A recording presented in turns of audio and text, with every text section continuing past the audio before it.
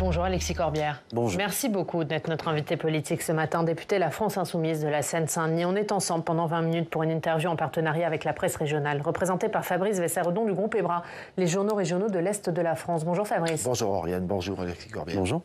On va évidemment parler de plusieurs sujets d'actualité du conflit au Proche-Orient, mais on commence par Arras. Vous êtes prof, vous, Alexis Corbière, prof d'histoire géo, comme l'était Samuel Paty, assassiné il y a 3 ans, jour pour jour, comme l'était la cible initiale du tueur d'Arras. C'est un professeur de français qui a été visé, Dominique Bernard, tué, nouvelle victime du terrorisme islamiste. À 14h, une minute de silence sera respectée.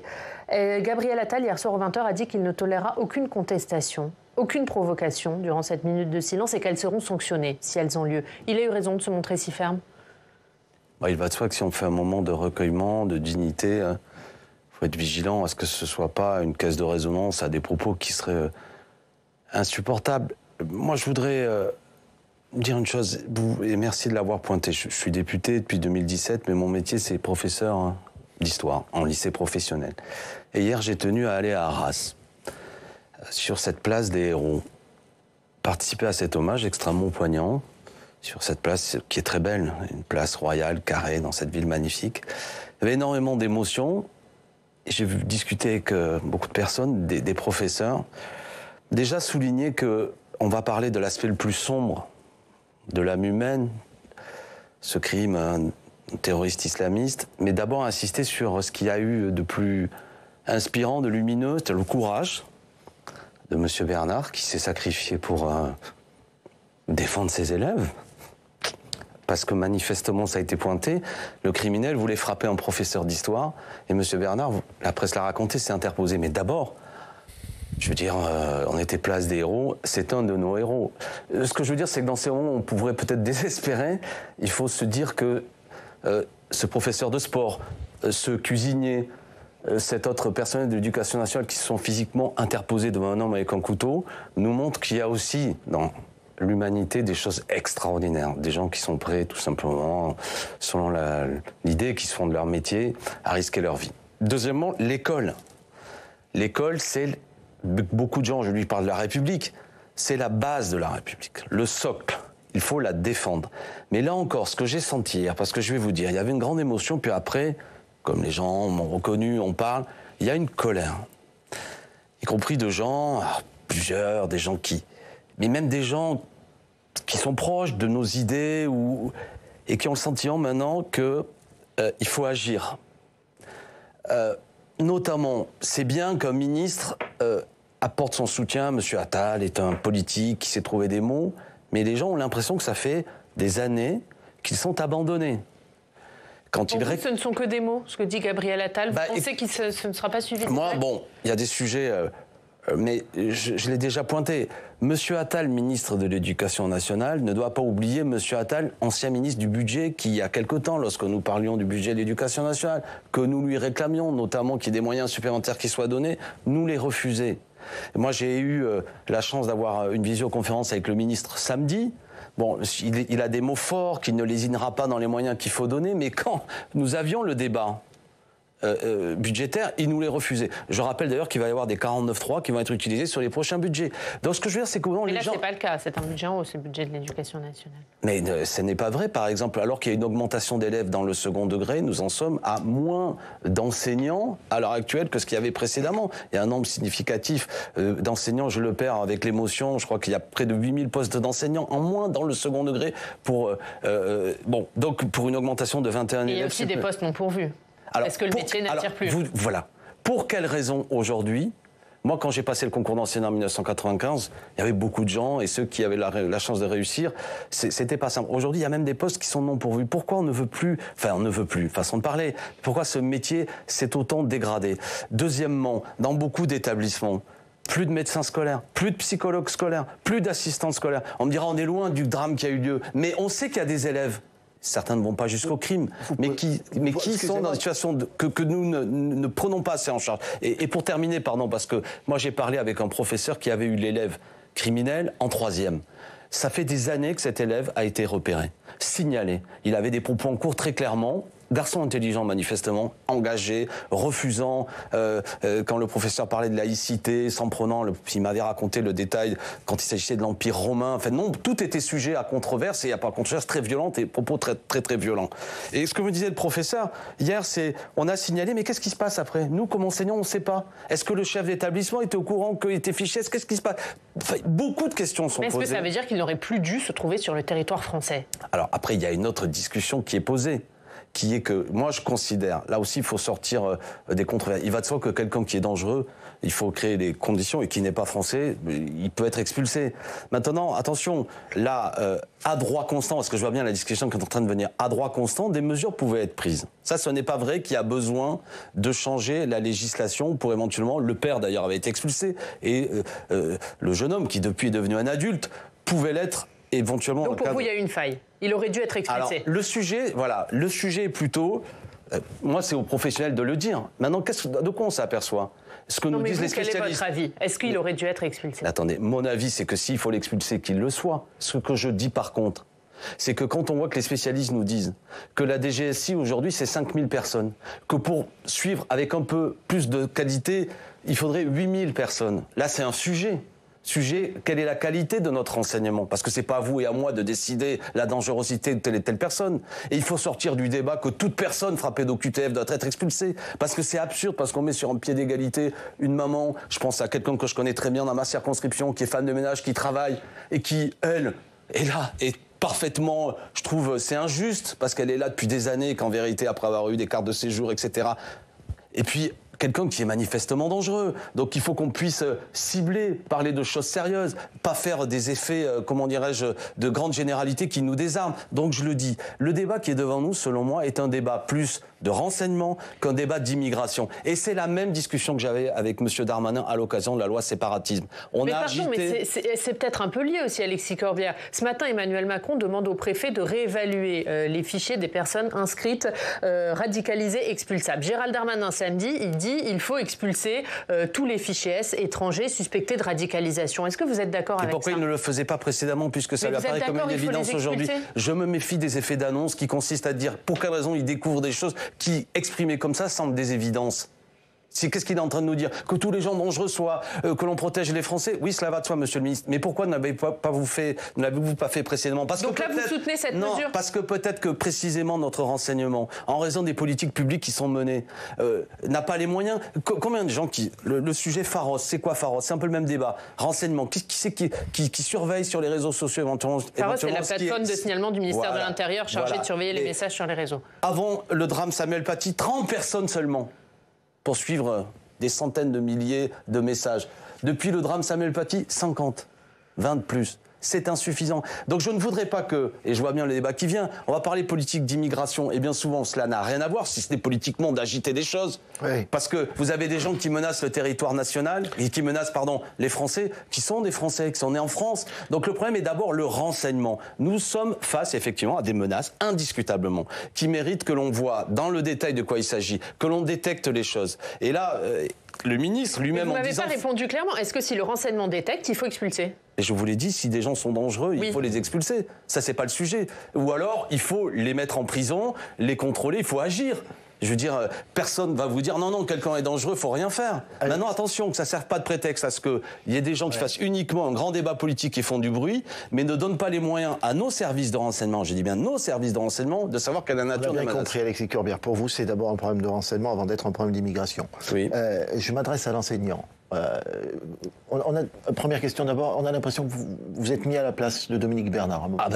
Écoutez, quand quelqu'un vous dit, moi ce que j'ai ressenti hier, que vous êtes professeur d'histoire, que quelque part, l'assaillant, alors je crois, est-ce qu'il se met à parler? Vous savez ce que c'est d'être face à une classe, voir une classe avec des éléments radicalisés? J'imagine que quand on est professeur, évidemment, et il ne faut surtout pas que ce soit le cas, mais quand vous avez un sentiment qu'il y a une tension qui naît avec un élève, comment reprocher à nos professeurs de se dire, regardez ce qui est arrivé à M. Paty, ce qui est arrivé à M. Bernard. Et pour autant, c'est facile à dire sur un plateau, il faut rester debout, cela a été dit, et l'école ne doit rien lâcher. Il est hors de question que quiconque est comme fanatique dicte à l'éducation nationale et à la République ce qu'elle doit enseigner à nos élèves. Justement. Parce que moi, je continue à penser comme Victor Hugo que chaque fois qu'on ouvre une école, on ferme une prison, et d'un certain point, une prison une prison obscurantiste. Donc c'est l'enjeu. Mais je reconnais qu'il y a de quoi être inquiet. Justement, le profil de l'assaillant, là, fait état d'une radicalisation familiale grandissante. Bien sûr.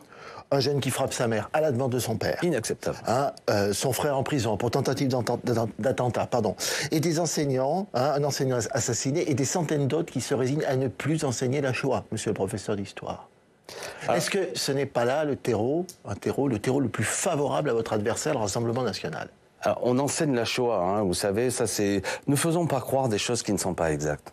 On enseigne la Shoah aujourd'hui. On montre les documentaires sur la Shoah. Vous savez qu'il y a des enseignants, des professeurs d'histoire qui ont peur d'enseigner la Shoah aujourd'hui. Vous le savez, ça. Mais qui l'enseignent quand même globalement. Ça, je ne laisserai pas globalement, dire. Vous l'avez dit. Oui, non, mais qui font, qui l'enseignent. Là-dessus, franchement, ne faisons pas croire qu'on n'enseigne plus dans les établissements scolaires. Mais revenons à l'essentiel. Est-ce qu'on forme... Vous éludez un point. Qu'est-ce que j'élude ? Ça constitue un danger pour un certain nombre de professeurs d'histoire d'enseigner la Shoah dans certains établissements scolaires. D'où vous tirez cet élément ? Et vous le savez comme moi. Non, alors ça, entre vous et moi, sortons de ce genre de discussion. Vous le savez comme moi, ça ne signifie rien. Moi, je connais des professeurs d'histoire. Tous ceux que je connais continuent à enseigner la Shoah. D'accord ? Par contre, tel que je vous l'ai dit tout à l'heure, et avant que vous me posiez la question, je vous le dis, que des professeurs et des professeurs d'histoire aient en quelque sorte une certaine émotion qui peut les amener dans le cadre de leur métier à se poser des questions, ça c'est une évidence. Alors, qu'est-ce qu'on fait ? On forme, on aide, on accompagne, d'accord ? On donne les moyens. C'est ce que m'ont dit hier les enseignants. Mais bon sang, est-ce qu'on peut nous former ? On nous dit qu'il faut la laïcité aujourd'hui. C'était des mesures qui avaient été prises par M. Blanquer. Dans le cadre de l'éducation civique, bon, aujourd'hui c'est quoi ? C'est une demi-heure par semaine dans le cadre de l'histoire-géographie. C'est quasiment rien, c'est du baratin. Quelle est la formation véritablement des enseignants ? Puisqu'on parle de laïcité, sur cette laïcité, quasiment rien également. Les professeurs en ont ras-le-bol. Dernièrement, sujet très important, à l'occasion du harcèlement scolaire, le ministre a dit on va faire des cours d'empathie. Pourquoi pas ? Mais où, quoi, comment, dans quelles conditions ? Est-ce qu'on paye nos enseignants ? Est-ce qu'on donne des moyens à ce que ce métier soit plus attractif ? Est-ce qu'on remplace lorsqu'un professeur est absent ? Est-ce qu'on l'accompagne véritablement sur une formation spécifique et précise, pas des grandes généralités ? Parce que quand vous avez ce type d'élèves dont nous parlons, c'est pas simple, on n'a pas été formé pour ça. Donc vous voyez, il y a beaucoup de paroles qui suivent des grands moments d'émotion de la part de ministres qui, lorsqu'ils sont ministres du budget, disent ah non, il ne faut pas plus de moyens parce qu'il faut faire des économies, et qui après disent il faut accompagner les élèves. Ça, on a compris, Alexis Corbière. Un dernier mot là-dessus, puisqu'on l'a dit, se pose la question de la politique migratoire. Il y a le projet de loi immigration qui sera examiné au Sénat le 6 novembre. Est-ce que vous souhaitez qu'il soit inscrit rapidement lors du jour de l'Assemblée ? Non, il doit être débattu, mais je pense que d'ores et déjà de ce que je vois venir, c'est que c'est le énième texte qui se suit depuis des années. Chaque fois, le ministre vient en bombant le torse en disant cette fois-ci, on va régler le problème, d'accord ? On considère que bien souvent, parce que là, on est sous le coup de l'émotion, il faut quand même pas raconter à nos concitoyens que les immigrés sont responsables des crimes et des attentats qui sont commis sur le territoire national. Non, mais Gérald Darmanin, il dit qu'il aurait, que là, aujourd'hui, il est non expulsable et qu'avec son texte, il aurait pu être expulsé. Je crois qu'il a tort. Il a tort. À droit constant, il pouvait faire des choses. S'il ne le fait pas, c'est parce que son propre service public, bien souvent du renseignement et de la police, est affaibli. Moi, vous savez, je défends la police concrètement. C'est-à-dire qu'elle ait des moyens de travailler et pas qu'elle soit l'objet, la police, d'instrumentalisation. Yael Braun-Pivet veut une adoption avant la fin de l'année. Est-ce que vous aussi ? Pure instrumentalisation pour montrer, regardez, on agit alors qu'on m'a fait le coup sur la loi séparatisme. J'ai en souvenir, là, le débat sur la loi séparatisme. Je le disais à la tribune de l'Assemblée nationale. Vous ne donnez aucun moyen pour le renseignement. Vous ne donnez aucun moyen pour l'école, alors que c'était censé être un texte en réaction au crime odieux qu'avait subi Samuel Paty. Donc, les Français, écoutez-moi, qu'on ne vous fasse pas le coup, à l'occasion d'un drame, de textes qui passent à côté du sujet, qui sont des textes d'agitation, pour faire croire donc que... vous voulez pas qu'ils soient inscrits rapidement à l'Assemblée ? Il doit être débattu. Mais pas avant la fin de l'année, pour vous, c'est pas un objectif ?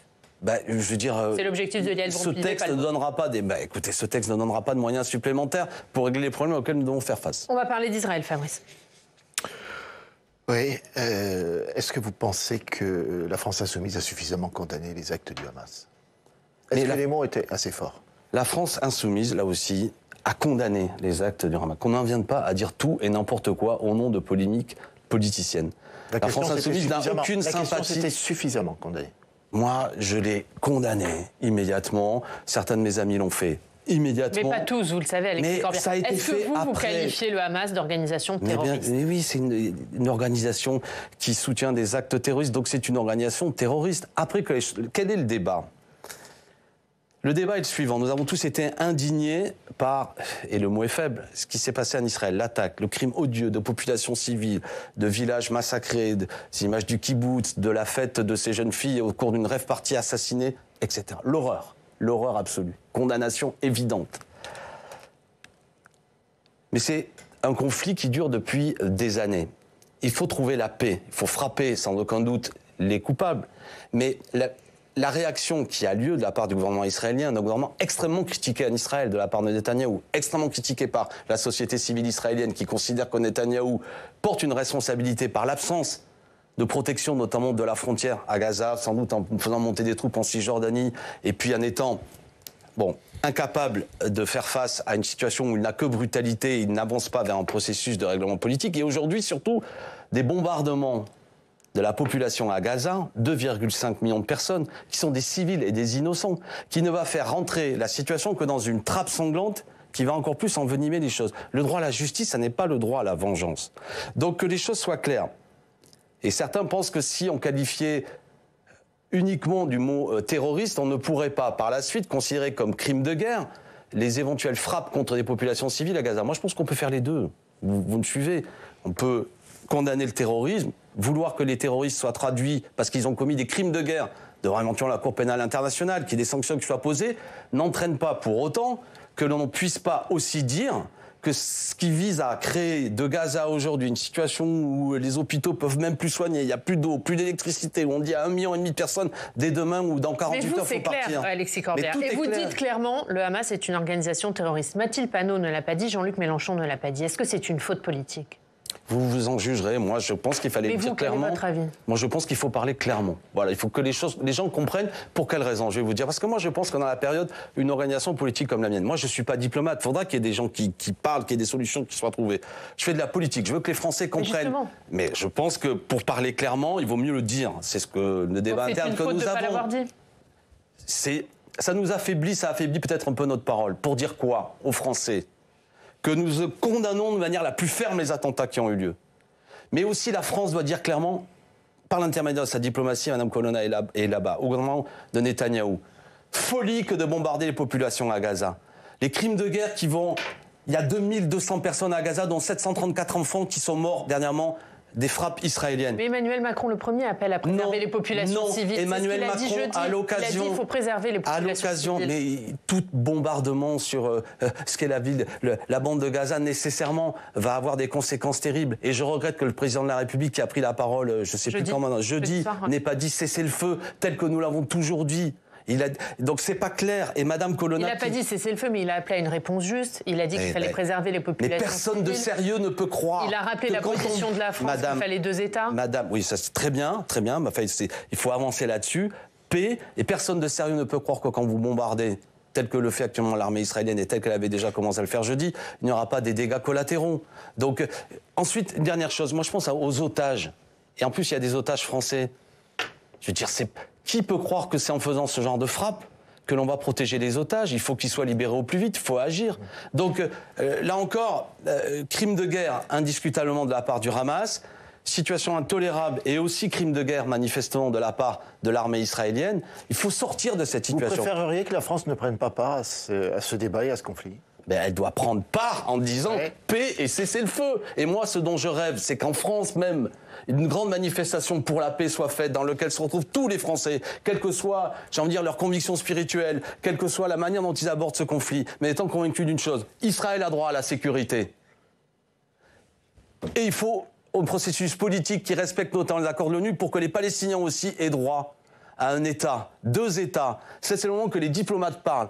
Il faut des militants de la paix. Et trop de gens violents s'expriment dans cette situation. C'est ça que nous avons porté, me semble-t-il.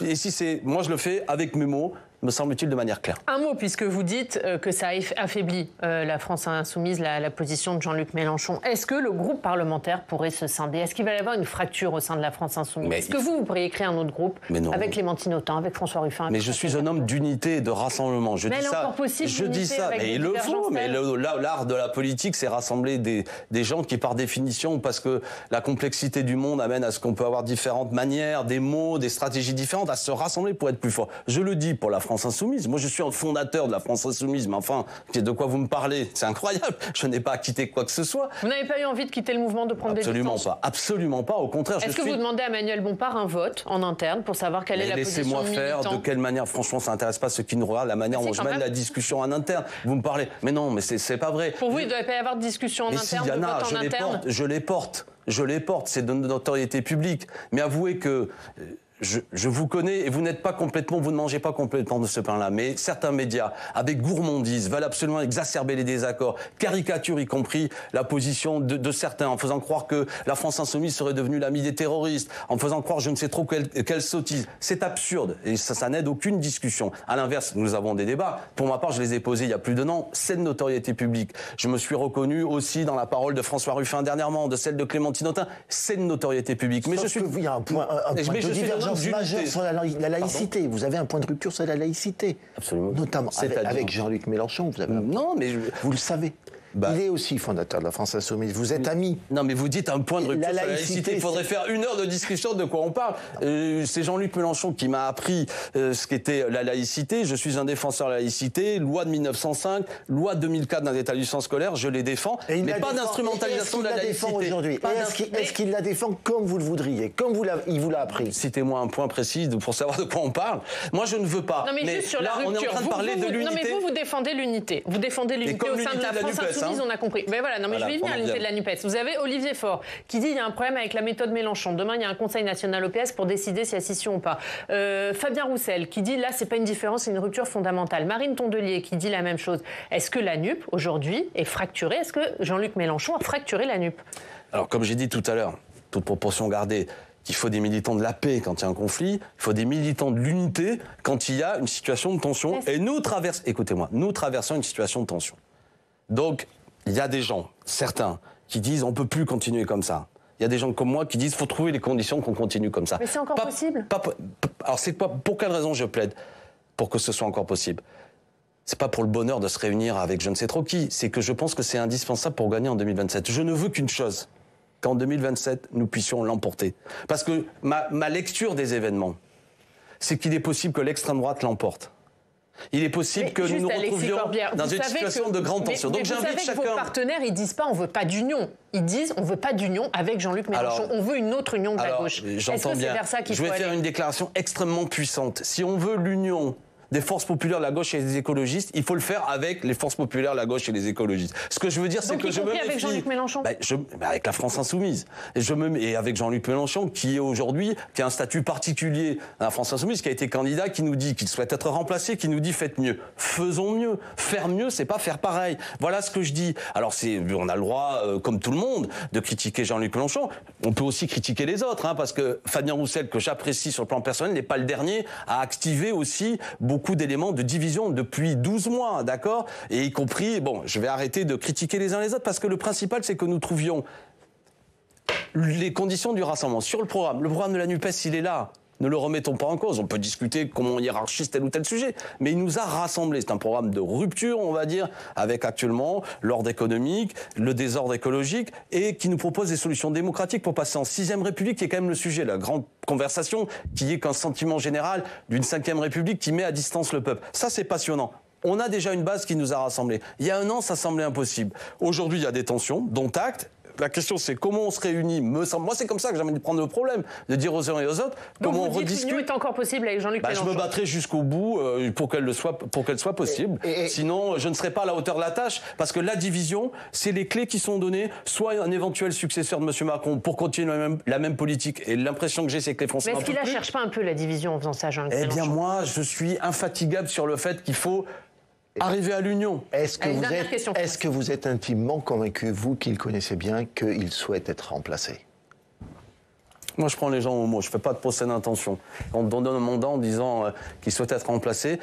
Je m'y emploie et je pense qu'il faut qu'il y ait des gens qui avancent dans cette voie. C'est ce qui a été demandé par Jean-Luc Mélenchon, c'est ce qui est demandé par beaucoup de gens. Il faudra que nous ayons une candidate ou un candidat qui porte nos couleurs, me semble-t-il, du rassemblement la prochaine fois. Pour, cette fois-ci, non pas faire un bon score, ce sera ma conclusion. La seule tâche qui nous est donnée aujourd'hui, c'est de créer les conditions d'être au second tour et de l'emporter au second tour. Moi, je vais essayer de mettre un service optimal à la petite expérience pour aider à ce processus-là. Merci Alexis Corbière. Merci beaucoup d'avoir été notre invité. Merci Fabrice, à la semaine prochaine face au Club des Territoires.